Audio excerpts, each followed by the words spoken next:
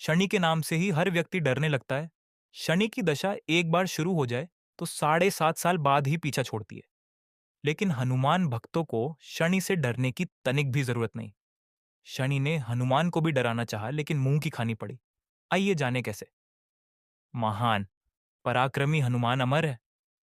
पवन पुत्र हनुमान रघुकुल के कुमारों के कहने से प्रतिदिन अपनी आत्मकथा का कोई भाग सुनाया करते थे।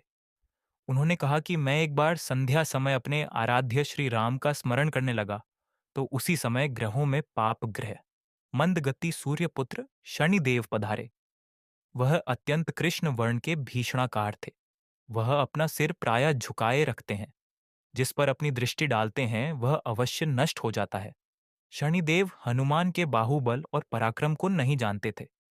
हनुमान ने उन्हें लंका में दशग्रीव के बंधन से मुक्त किया था।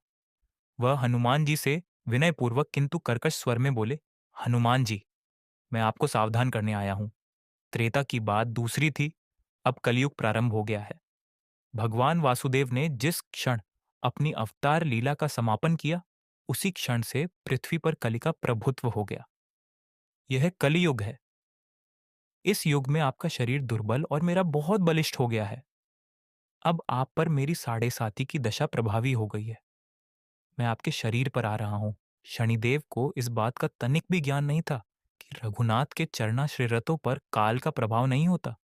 करुणा निदान जिनके हृदय में एक क्षण को भी आ जाते हैं, काल की कला वहां सर्वथा निष्प्रभावी हो जाती है। प्रारब्ध के विधान वहां प्रभुत्वहीन हो जाते हैं। सर्व समर्थ पर ब्रह्म के सेवकों का नियंत्रण संचालन पोषण प्रभु ही करते हैं। उनके सेवकों की ओर दृष्टि उठाने का साहस कोई सुर असुर करे तो स्वयं अनिष्ट भाजन होता है। शनिदेव के अग्रज यमराज भी प्रभु के भक्त की ओर देखने का साहस नहीं कर पाते। हनुमान जी ने शनिदेव को समझाने का प्रयत्न किया, आप कहीं अन्यत्र जाएं। ग्रहों का प्रभाव पृथ्वी के मरणशील प्राणियों पर ही पड़ता है। मुझे अपने आराध्य का स्मरण करने दे। मेरे शरीर में श्री रघुनाथ जी के अतिरिक्त दूसरे किसी को स्थान नहीं मिल सकता। लेकिन शनिदेव को इससे संतोष नहीं मिला। वह बोले, मैं सृष्टिकर्ता के विधान से विवश हूं। आप पृथ्वी पर रहते हैं, अतः आप मेरे प्रभुत्व क्षेत्र से बाहर नहीं हैं। पूरे 22.5 वर्ष व्यतीत होने पर 7.5 वर्ष के अंतर से 2.5 वर्ष के लिए मेरा प्रभाव प्राणी पर पड़ता है, किंतु यह गौण प्रभाव है। आप पर मेरी साढ़े साती आज इसी समय से प्रभावी हो रही हो। मैं आपके शरीर पर आ रहा हूं, इसे आप टाल नहीं सकते। फिर हनुमान जी कहते हैं, जब आपको आना ही है तो आइए। अच्छा होता कि आप मुझ वृद्ध को छोड़ ही देते। फिर शनिदेव कहते हैं, कलयुग में पृथ्वी पर देवता या उपदेवता किसी को नहीं रहना चाहिए।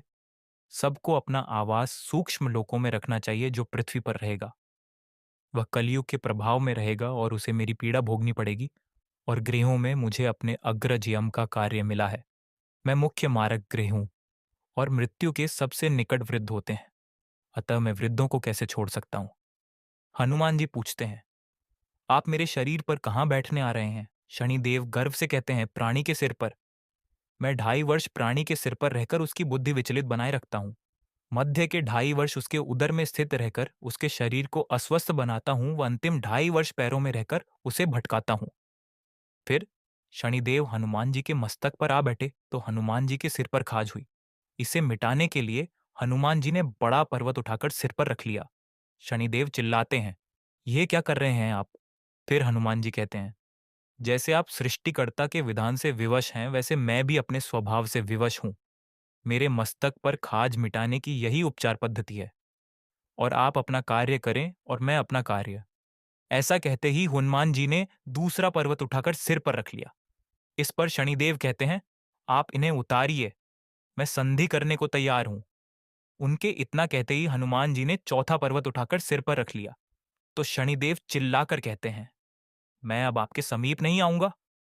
फिर भी हनुमान जी नहीं माने और पांचवां पर्वत उठाकर सिर पर रख लिया। शनिदेव फिर चिल्लाते हैं, पवन कुमार, त्राहिमाम ताहिमाम, रामदूत, आंजनेयाय नमः। मैं उसको भी पीड़ित नहीं करूंगा जो आपका स्मरण करेगा। मुझे उतर जाने का अवसर दें। हनुमान जी कहते हैं, बहुत शीघ्रता की, अभी तो पांचवां पर्वत शिखर बाकी है। और इतने में ही शनि मेरे पैरों में गिर गए और कहा, मैं सदैव आपको दिए वचनों को स्मरण रखूंगा। आघात के उपचार के लिए शनिदेव तेल मांगने लगे। हनुमान जी तेल कहाँ देने वाले थे? वही शनिदेव आज भी तेलदान से तुष्ट होते हैं।